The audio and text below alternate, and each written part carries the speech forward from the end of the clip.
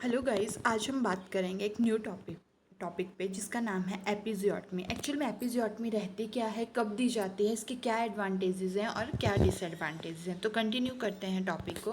First of all, definition of the episiotomy कि episiotomy होती क्या है एक्चुअल में।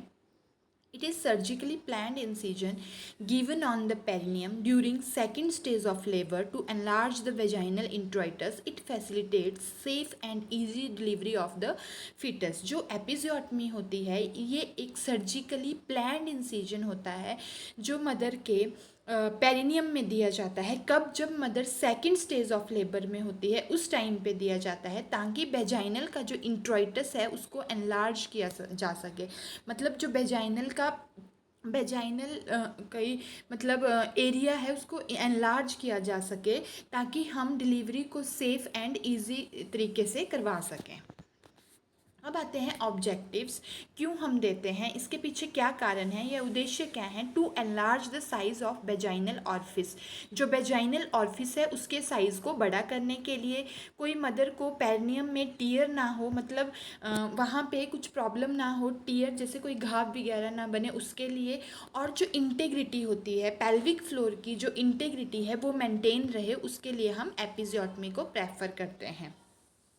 अब नेक्स्ट आता है what are the indications for episiotomy. क्या क्या इंडिकेशन है, मतलब हमें कब कब देनी है, क्या ऐसी कंडीशंस अराइज हो सकती हैं जब हमें एपिजियोटमी देनी है। तो सबसे पहले है अगर फिटस लार्ज फिटस है, मतलब फिटस का जो वेट है that is more than 4 kg, 4 kg से ऊपर का फिटस है, then we have to given the episiotomy. उसके बाद आता है प्रेजेंस ऑफ रिजिड पेरिनियम, जो मदर का पेरिनियम है दैट विल बी रिजिड। अगर मदर का पेरिनियम रिजिड होगा, हार्ड होगा, तो हमें एपिजियोटमी जो है वो परफॉर्म करनी है। Next is the foetal distress, अगर मदर की डिलीवरी नॉर्मल हो रही है और फिटल को डिस्ट्रेस फील हो रहा है तो हमने सेकंड स्टेज ऑफ लेबर में डिलीवरी को इजी करने के लिए मदर को एपिजियोटमी देनी है। In case of operative delivery, अगर ऑपरेटिव डिलीवरी है जैसे कि लाइक फोर्सेप और बेंटोस, एक टाइप की डिलीवरीज होती हैं जिसमें हम फोर्सेप को यूज़ करते हैं और बेंटोस को यूज़ करते हैं, तो अगर हम वो वाली फोर्सेप और बेंटोस डिलीवरी करवा रहे हैं तब भी हमने एपिजियोटमी मदर को परफॉर्म करनी है। अब आता है टाइमिंग ऑफ एपिजियोटमी क्या है, तो हमें कब देनी है episiotomy. Bulging thinned perineum during contraction along with bearing down efforts by the mother just prior to crowning is the ideal time for giving episiotomy।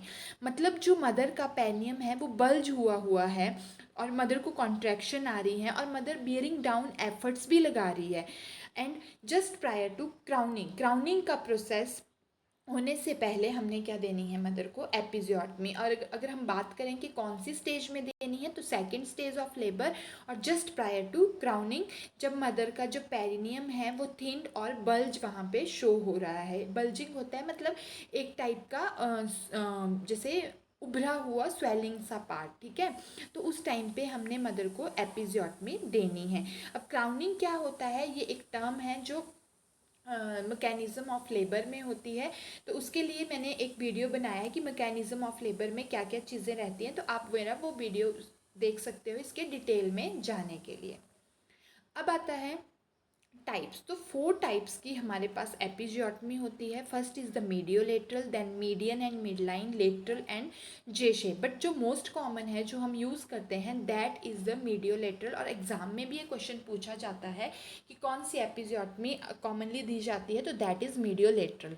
तो मीडियोलेटरल में क्या है, incision is given downward and outward from the mid point of the fourchette. जो fourchette part है mother के बलवा में, मतलब मदर का जो रिप्रोडक्टिव सिस्टम है, फीमेल का रिप्रोडक्टिव सिस्टम, उसमें आप लोगों को पता होना चाहिए फॉर्चिटे जो पार्ट है वहाँ से मिड पॉइंट से हमने इंसिजन देना है मदर को डाउनवर्ड एंड आउटवर्ड की तरफ, और जो कट होना चाहिए वो मे बी राइट साइड को या लेफ्ट साइड को, एंड अबाउट 2.5 सेंटीमीटर का कट होना चाहिए। अब आता है मीडियन जो होती है, इंसिजन जो दिया जाता है फ्रॉम द सेंटर ऑफ फोर्चिटे से, और ये पोस्टीरियर की तरफ जाता है, कट 2.5 सेंटीमीटर ही लेंथ में होता है।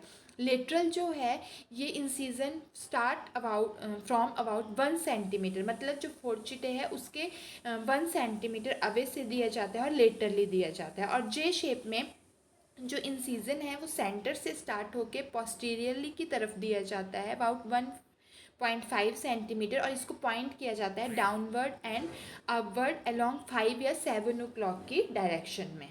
तो ये थे टाइप्स ऑफ एपिजियोटमी। अब आता है एडवांटेजेस क्या है, मैटरनल मदर को क्या बेनिफिट होने वाले हैं और फीटल को क्या बेनिफिट होने वाला है। मदर को कि अगर वहाँ पे क्लियर इंसिजन हम दे रहे हैं, मतलब पेरिनियम में जो लैक्रेशंस होंगी वो छोटी छोटी होंगी, तो उनको जो रिपेयर होना मुश्किल हो जाएगा, तो उस चीज़ को बताने के लिए हमने वहाँ पे क्लियर इंसिजन दिया जो इजी टू रिपेयर है, जो आसानी से रिपेयर हो सकता है। सेकंड स्टेज ऑफ लेबर को कम करता है ये, और टीयर ना हो उसको भी अवॉइड करता है। फिटल को क्या बेनिफिट्स हैं, बच्चे की जो बर्थ है वो सेफ़ और इजी हो उसको उसमें हेल्प करता है, और बच्चे को कोई इंट्राक्रेनियल बर्थ इंजरी ना हो, बच्चे को उससे प्रिवेंट करता है। अब आता है कि मदर को क्या क्या कॉम्प्लिकेशंस हो सकती हैं एपिजियोटमी के बाद। सबसे पहले तो इन्फेक्शन हो सकता है अगर उसकी प्रॉपर केयर ना हो तो। फिर मदर को रेक्टोवेजाइनल फिस्टुला होने के चांसेस हैं। हो सकता है वुंड इम्पेयरमेंट में कोई प्रॉब्लम आ जाए, मतलब जो वहाँ पे वुंड हुआ है वो प्रॉपर हील ना हो। या फिर डिस्पेरियोनिया हो सकता है कि डिफ़िकल्टी और पेन ड्यूरिंग द सेक्स। तो ये सब चीज़ें जो है मदर को कॉम्प्लिकेशंस हो सकती हैं। तो अगर मैं देखूँ तो हमने पढ़ा कि डेफिनेशन क्या है, उसके ऑब्जेक्टिव्स क्या हैं, एडवांटेजेस क्या हैं, डिसएडवांटेजेस क्या हैं, इंडिकेशंस क्या हैं, and then types of episiotomy क्या हैं, और कौन सा कॉमन है वो है मीडियोलेटरल, जो है बहुत कॉमन है।